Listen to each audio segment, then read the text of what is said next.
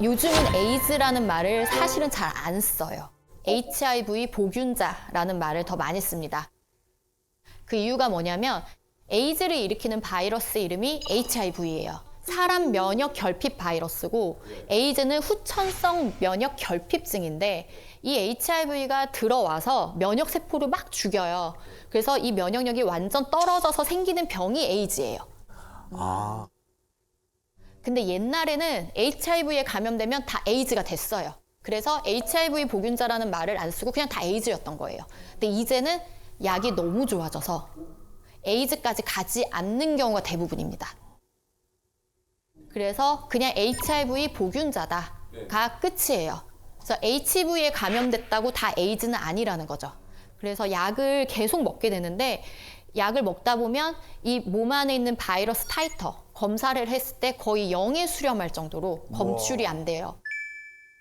그렇기 때문에 예전만큼 어마무시하게 막 무섭고 생명을 앗아가는 병이라기보다는 평생 관리해야 되는 만성질환이다라고 요즘은 인식이 조금 바뀌고 있거든요. 그런데 우리가 에이즈라면 떠올리는 편견들이 몇 개 있어요. 그렇죠. 동성애자. 예. 예, 그리고 에이즈 뭐 걸리는 사람이랑 밥도 같이 먹으면 안 된다. 맞아요. 밥 먹으면 막 침. 괴담들 침으로 옵는. 살고. 이런 거 막 편견과 오해거든요. 성접촉으로 걸리는 경우가 사실 대부분이에요. 이 성접촉에서 보면 양성 간의 성접촉이 가장 퍼센트가 높아요. 저게 사실 양성간이라기보다는 항문성교? 일대 위험도가 조금 더 올라가는 건데 왜냐하면 항문성교를 할 때 상처가 생길 확률이 더 높아지기 때문이에요. 상처가 있으면 균이 잘 침투되겠죠. 네. 네, 그래서 항문성교를 할 때 조금 더 전염률이 높아서 그런 동성애자들이 퍼뜨린다라는 오해가 생겼던 거고요. 실제 그 사람들이 한다고 자연 발생하는 게 아니고 전염병인 거죠. 그냥 일반적인 성관계를 할 때도 상처가 생긴다면 전염이 더 잘 돼요. 그래서 모든 성병은 남성이 여성한테 전염할 확률이 더 높습니다. 그 이유가 여성은 상처가 생긴 경우가 좀 더 많고요. 남자는 상처가 생기는 일이 별로 없기 때문에 그렇거든요. 그러면 한 번 성접촉으로 얼마나 걸리는지 보시면 근데 그렇게 높지는 않은데? 생각보다 높지 않죠. 1% 정도예요. 한 번 관계로. 그래서 막 어마무시하게 떨지는 않아도 된다. 하지만 당연히 조심하셔야 되고요.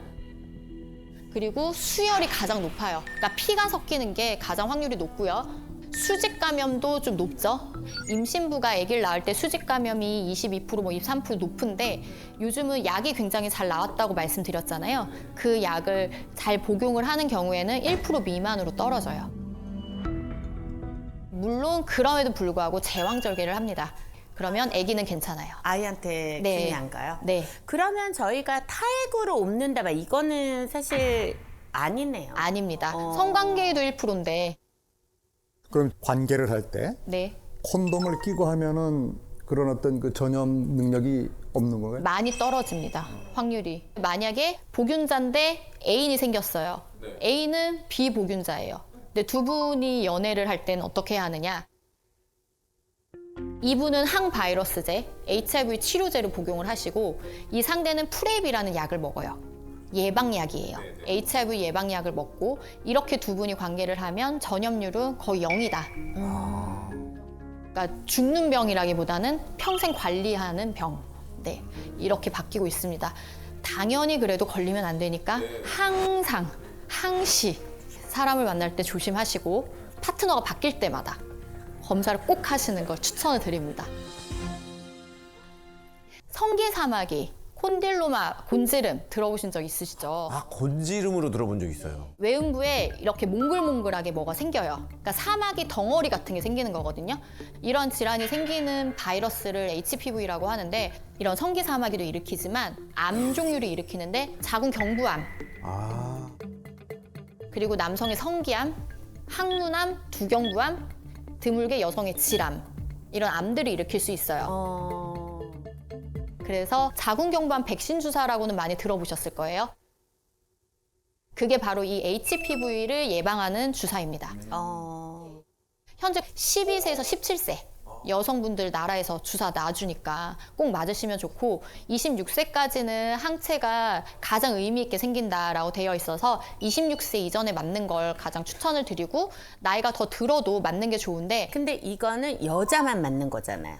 맞아요. 나라에서 해주는 거는. 어, 근데 남자분들은 돈 내고 맞으실 수 있습니다. 맞을 수 있어요. 네, 두경부암이나 성기암, 항문암 예방 효과가 있기 때문에 둘 다 맞는 게 낫지 않나? 둘 다 맞는 게 좋겠네. 네, 남자도 맞는 게 좋고 해외에서는 실제로 남성분들이 굉장히 많이 맞아요. 두경부암 때문에.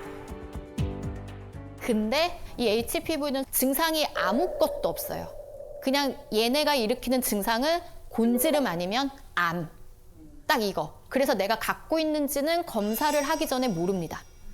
병이 걸리지 않으면. 근데 실제 검사를 해보면 굉장히 많고요. 특히 20대, 30대 초반 성적으로 활발하신 분들은 90% 이상이 거의 다 양성으로 나와요. 병원에 오셨을 때. 따라서 HPV는 예방을 하면 가장 좋거든요. 역시 콘돔이 가장 좋은 방법 중에 하나고요. 파트너가 바뀌면 꼭 검사를. 제가 생각했을 때 진짜 이거는 웬만하면 안 걸리는 게 좋다. 제일 치명적인 건가? 뭐죠? 증상을 가장 많이 일으키는 성매개 질환인데 헤르페스입니다. 저 뭔지 압니다. 네, 입에 입술 네, 옆에 부르터가지고 뭔가 간질간질하다가 뭐가 이렇게 물집 같은 거 생기고 네. 어린이 때 맞아요. 경험했던 분들이 많을 거예요. 입술 같은 경우는 우리가 어린이 때 갖고 있는 경우가 어른들이 내가 헤르페스가 있는 상태에서 아유 이쁘다 하고 뽀뽀했다가 옮겨주는 경우가 많은 거예요. 그 균이 똑같은 균이라는 거죠. 네, 1형, 2형 얘기 들어보셨을 거예요. 중요하지 않습니다. 그냥 얘네 이름일 뿐이고요. 여기에도 다 생길 수 있고요. 외음부에도 둘 다 생길 수 있어요. 그러니까 그냥 단순하게 이렇게 생각하시면 돼요. 성 접촉이든 입술 접촉이든 병변이 있는 부위가 점막에 닿으면 옮는다 라고 생각하시면 돼요. 그래서 처음에 수포가 되고 궤양이 되는데 수포가 생기면 간질간질해요. 엄청 간질간질하다가 나중에 이렇게 궤양을 만들거든요. 그러면 따갑습니다. 그래서 환자분들이 씻다가 밑이 너무 아파요. 물이 닿으면 이제 따가운 거죠. 그래서 병원에 오세요. 그래서 딱 보면 헤르페스. 선생님, 제가 알기로는 이 헤르페스는 완치가 안 된다. 네, 맞아요. 한 번 걸리게 되면 신경절에 살아요. 신경절에 살아서 내가 면역력이 떨어질 때마다 기어 나와서 그 병변을 만드는데 우리가 항바이러스제를 복용을 하죠. 그럼 밖에 있는 바이러스는 죽어요. 그래서 그 병변은 없어지는데 신경절에 있는 바이러스는 안 죽어요. 그럼 어떻게 그 바이러스를 죽이는 방법이 없습니다. 그럼 갖고 평생 사는 거예요? 평생 사는 거예요. 그래서 제가 안 걸리는 게 좋다라고 말씀을 드렸던 거고 근데 증상이 밖으로 막 포진이 생기지 않았으면 전염성은 없는 거잖아요. 복균하고 있어도. 그거에 대해서 무증상 흘림이라는 게 있는데 그것도 아니네. 그것도 옮겨요. 네. 증상이 없고 밖에서 봤을 때 멀쩡한데도 전염이 되는 경우가 있거든요. 근데 사실 이거를 잘 살펴보면 전조 증상이 있어요. 처음에 수포가 되기 전에 바이러스들이 이제 여기 깔려 있잖아요. 근데 아직 수포는 안 생겨서 육아는 정상이에요. 하지만 이때 본인은 뭔가 그 부위가 뻐근하고 약간 근육통처럼 뭔가 거기 살이 아파요. 뭐 여기 팬티 라인 있는 이런 림프가 아프다던가 혹은 그쪽 다리가 저린 사람도 있고 사람마다 되게 달라요. 그래서 이런 전조 증상이 있을 때도 관계를 하지 않으시는 게 좋고 전조 증상이 있거나 수포 단계일 때 약을 먹으면 확 없어집니다. 아예 그럼 빨리 초기 진압이 중요하네요. 네. 그러고 궤양이 됐을 때는 약을 아무리 먹어도 상처 자체가 피크를 찍고 회복하는 시간이 걸리기 때문에 그때 약이 별로 효과가 없어요. 그래서 자주 재발하는 분들은 그래서 아예 약을 드려요. 갖고 계세요. 그러고 전조 증상이 있을 때 긴가민가 해도 그냥 드세요. 아니어도 상관없으니까 그냥 드세요. 그렇게 해서 말씀드려요. 이렇게 들으니까 선생님 그 미팅 때 하셨던 그 질문이 저 마지막 성병 검사 언제 해보셨어요? 이제는 필수적으로 서로에게 해야 되는 새로운 문화로 좀 자리를 잡아야겠네요. 그렇죠. 이게 계속 살펴볼 수가 없잖아요. 오히려 빨리 물어보는 게 더 좋네요. 그렇죠. 그 올마도 네가 말한 게 이거였구나. 아프네. 약간 요렇게. 그래서 제가 항상 환자분들한테도 말씀드리는 게 성관계를 하는 게 쾌락만 쫓지 말아라. 쾌락만 쫓았을 때 이런 병에 걸리면 너무 속상하고 억울하고 현타가 오고 그렇게 되는 네. 거죠. 그래서 내가 한 행위에 책임을 질 수 있는 마음가짐도 성관계에 되게 중요하다. 그리고 흔히들 오해하시는 게 질염 막 이런 게 있다? 이런 분들은 오히려 성관계 질환이 아닙니다. 그냥 혼자 걸리는 게 많아요. 증상을 일으키는 질염은 사실 크게 두 개가 있어요. 사실 거의 이 두 개밖에 없어요. 하나는 세균성 질증이라고 해서 가디넬라 베지날리스라는 균에 의해서 걸립니다. 이 균이 질에 원래 살고 있는 균이에요. 그런데 원래는 좋은 균이 많고 잡균들이 그냥 이렇게 꾸질꾸질하게 있는데 얘들이 확 늘어난 거죠. 얘들이 확 증식하고 좋은 균이 밀려 나온 거예요.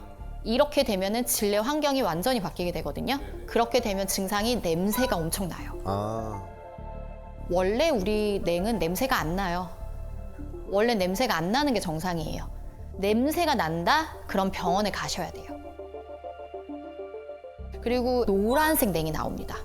이 두 가지 증상이 세균성 질증이고 질내 밸런스가 깨져서 생긴 거다. 그러니까 내가 뭐 어떤 균이 들어오거나 뭘 잘못해서 생기는 건 아니고 면역력이 떨어지거나 그냥 이 안에서의 밸런스가 그냥 붕괴된 것 뿐이기 때문에 병원에서 항생제를 먹으면 다시 원래 밸런스로 돌아가게 됩니다. 근데 이걸 안 하잖아요. 그냥 계속 이 상태로 있어요. 원래대로 돌아가지 않아요. 그럼 계속 냄새가 나는 거죠. 근데 한 달에 한 번 그 생리 주기가 끝날 때쯤에는 약간 그런 증상들이 좀 있잖아요. 그래가지고 안에 씻어내는 막 세정제 막 이런 거 요즘에 질 안 세척 네, 말씀하시는 쫙, 거죠. 네. 그런 걸로 셀프 관리를 하는 건 안 될까요? 그 생리 끝물은 사실 피 때문에 나는 냄새예요. 피가 질 안에 소량 고여서 산화가 되다 보니까 균들하고 섞이면서 냄새가 좀 날 수 있는 거거든요. 그럴 때 그 냄새는 되게 예민하신 분들은 본인은 맡아요. 그게 싫다면 안쪽을 그렇게 세척해내는 거는 나쁜 방법은 아닌데 근데 자꾸 사용하면 정상적으로 잘 있는데 뭐가 들어와서 흐트러뜨리는 거거든요. 그래서 평소에 사용하는 거는 완전 비추입니다. 그 두 번째, 칸디다 질염이라고 있어요. 쉽게 곰팡이라고 많이 말을 하기도 하고요. 정확하게 진균 감염인데요. 인터넷에 찾아보시면 치즈 덩어리 같은 분비물이 나오는 게 특징입니다 라고 되어 있는데 실제 임상에서 보면 치즈 덩어리 같은 분비물이라기보다는 녹색이나 물 같은 냉이 속옷이 젖을 만큼 나오거나 약간 노란색의 납작한 그런 덩어리 같은 분비물이 나오는 게 칸디다 질염. 그리고 이게 나오면서 질 입구가 엄청 가려워요. 그런데 이 칸디다는 우리가 몸 안에 다 조금씩 가지고 있어요. 이런 피부 밑에도 다 조금씩 있고. 그런데 이렇게 자주 걸리시거나 하는 분들이 있는데 1년에 6번 이상 걸리면 저희가 만성 칸디다라고 하고요. 최근에 타이트하게 한 3번 걸려도 만성을 의심해봐라 라는 데이터가 있어요. 그래서 만성으로 걸리시는 분들은 이게 몸에 많은 거겠죠. 많고 면역력이 떨어져 있는 거예요. 이런 경우에는 만성에 준한 치료를 따로 하셔야 됩니다. 그리고 또 막 성관계 할 때마다 이거 걸린다. 그래서 막 남자친구한테 옮은 것 같다. 이렇게 또 병원에 와서 말씀하시는 분들이 계시는데 관계하고 나서는 일시적으로 분비물도 나오고 뭔가 냄새도 나는 것 같고 질염인가? 이렇게 오해하신 경우가 많아요. 근데 콘돔을 쓰지 않고 하는 성관계에서 남성의 쿠퍼액이 여성의 질 안에 다 고여 있게 됩니다. 그리고 여성도 평소보다 분비물이 더 많이 나오게 되죠. 이게 또 다 질 안에 고여 있게 돼요. 그리고 남성의 쿠퍼액은 염기성이고 여성의 질은 산성인데 이 쿠퍼액이 들어옴으로써 이 산도가 깨져요. 그럼 약간 일시적으로 흐트러지겠죠. 그리고 분비물이 고여 있으니까 이게 한 3일, 5일 정도 흘러나와요, 계속. 그리고 막 열심히 냄새를 맡으면 냄새가 나는 것도 같아요. 근데 이 분비물이 밖으로 나오고 젖쌍균들이 열심히 일을 하고 우리 점액에서 삼출물도 열심히 일을 해서 다시 원래 컨디션으로 바꿉니다. 그래서 아무것도 안 해도 원래대로 돌아간다. 그래서 옮는 게 아니에요. 하지만 관계 후에 질 점막이 자극되니까 세균성 질증도 칸디다 질염도 조금은 더 잘 걸릴 수 있다. 상대 때문은 아니지만 성관계는 원인의 하나일 수 있다. 이렇게 생각하셔야 돼요. 그리고 굉장히 많은 분들이 분비물이 나와도 질염인 줄 아세요. 질염은 제가 앞서 말씀드린 그런 증상이 있는 게 질염이고요. 분비물은 그냥 분비물이에요. 이거를 질염이라고 생각하고 나는 계속 질염에 걸린다. 질염 여자의 감기다. 뭐 이것 때마다 막 질정을 넣어야 된다. 이 제품을 사서 써야 된다. 뭐 질 안에 넣고 뭐 밖에 따르고 뭐 별게 많은데 그런 제품들을 저는 사실 선호하진 않는 편이에요. 이건 뭐 사람마다 다 다르니까. 그 이유가 그 후기를 자세히 보잖아요. 제가 일주일 썼는데 아직 잘 효과를 모르겠어요. 라면은 더 써보세요. 라고 하시거든요. 더 썼더니 좋아졌어요. 이런 댓글들이 있어요. 근데 우리 냉의 사이클이 있거든요. 가만히 둬도 좋아지는 시기가 온 거예요. 우리 냉은 배란기 때 투명하고 콧물같이 그런 찐득한 냉이 나와요. 콧물 같은 냉이 일주일 정도 나오고요. 그 다음 일주일은 약간 하얗고 몽글몽글한 냉이 나와요. 그리고 그 다음 일주일에 생리라고요. 그 다음 일주일에 뽀송뽀송해요. 그러고 다시 콧물. 몽글몽글, 생리, 뽀송. 이 사이클이 돌고 근데 이 정도의 차이는 사람마다 좀 있고 내 컨디션에 따라서 또 매달 달라요. 그래서 사실 질 안에 뭔가를 하는 거는 굳이 할 필요는 없고요. 왜냐면 질 안에서 아이들이 열심히 활동을 해요. 깨끗하게 유지하려고. 위산처럼. 대부분의 것은 우리 몸은 알아서 잘 자정작용을 한다. 이렇게 생각을 하시면 될 것 같아요. 말씀드릴 내용은 콘돔. 진짜 가장 많이 사용하잖아요. 그렇죠. 대중적인 가장 대중적이죠. 게 콘돔이죠. 그런데 콘돔에 대한 사람들의 오해가 있어요. 콘돔을 사용하면 거의 100% 피임이 되는 줄 아세요? 그쵸. 다 막아주니까. 콘돔은 성병 예방에는 가장 좋은 방법이고 콘돔 말고는 성관계에서 성병 예방할 수 있는 게 없어요. 근데 콘돔을 사용했을 때 그냥 대충 썼을 때 실패율이 18%입니다. 생각보다 높죠. 그리고 타이트하게 진짜 되게 열심히 썼어. 찢어진 건 없는지 막 이렇게 확인을 하고 썼는데도 실패하는 확률이 2%예요. 나 콘돔 했으니까 절대 임신 안 돼. 이게 아니거든요. 콘돔을 쓰실 때 잘 알고 계셔야 되는 게 두 가지가 있는데 내가 사정을 했으면 바로 빼셔야 됩니다. 발기가 풀리기 전에 잘 꺼내야 새거나 빠지는 경우가 없고요. 그리고 나는 안전하게 해야지. 그리고 콘돔을 2겹을 끼거나 그런 분들이 있거든요. 2개. 2개를 끼면 마찰력 때문에 찢어질 수가 있어요. 오히려 더 위험하거든요. 그래서 콘돔은 꼭 하나만 사용을 하셔야 돼요. 그리고 콘돔의 유통기한 있는 걸 모르시는 분들이 생각보다 많더라고요. 몰랐는데? 제품마다 다르긴 한데 보통 한 3년에서 5년 정도고 이렇게 표기가 되거든요. 이거를 확인을 하시고 사용을 하시고 이 날짜가 지났으면 버려야 돼요. 그런 경우는 정말 찢어질 수 있어요. 삭는구나. 그쵸. 이런 피임 방법은 여러 가지 오늘 설명을 드렸는데 이거를 내가 못할 때가 있잖아요. 후에 발견을 했는데 콘돔이 찢어져 있었거나 뭐 여러 가지 이유가 있을 수 있어요. 이럴 때 우리가 그나마 할 수 있는 최후의 보류가 사후 피임약이죠. 네. 약간 사후 피임약이 이름도 좀 무섭잖아요. 네, 뭔가 네. 죽을 사 죽고 같고 인터넷에 봐도 거의 사약같이 써놨어요. 단어가 이거를 먹으면 막 이렇게. 네, 어감이 무서워서. 네, 그리고 이걸 한번 복용하신 분들이 막 저한테 이만큼 DM을 보냅니다. 선생님, 제가 이걸 먹었는데 이제 저는 앞으로 임신이 안 되고요. 저는 이제 앞으로 큰일 났고 나중에 평생 동안 저는 이걸 몇 번을 더 먹을 수 있을까요? 막 이렇게 오는데 그 정도의 약은 아니고요. 내가 나중에 임신을 함으로써 이루어지는 그 이후의 일들 이런 걸 생각을 했을 때 원하지 않는다면 사후 피임약 드시는 거를 망설이지 않으셨으면 좋겠고요. 사후 피임약은 72시간 이내에 먹는 약이 있고 120시간 이내에 먹는 약이 있어요. 2가지 종류가 있어요. 그래서 배란기 전이라면 72시간, 후라면 120시간짜리를 말씀드리는데 한 번만 먹으면 돼요.